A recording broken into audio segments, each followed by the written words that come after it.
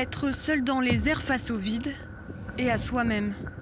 Pratiquer la highline, c'est devenir un funambule, un acrobate, un équilibriste. Tous les mots sont bons pour décrire ce brin de folie. Tout se bouscule entre la hauteur, la sensation d'apesanteur quand on se lève et quand on marche. C'est jamais stable en fait. Quand le stress arrive, on se raidit, enfin en tout cas moi je me raidis et puis ça fait tourner la tête et voilà. Il faut essayer de rattraper et retrouver le calme pour avancer. À 50 mètres au-dessus du fleuve Charente, la sécurité est de mise. Chaque participant, membre de l'association Slakelotte, attache sa corde sous l'œil attentif de ses coéquipiers. La traversée de 130 mètres de long se fait sur des sangles fixées de part et d'autre du pont transborder entre Rochefort et Échillais. Une expérience unique pour laquelle ces participants sont venus de toute la France. C'est une région qui est assez plate.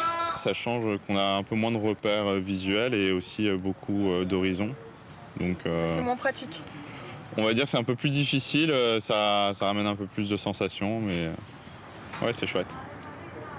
Le calme sur la ligne contraste avec l'agitation à terre. Au pied des pylônes, on se presse pour voir la démonstration de ses propres yeux.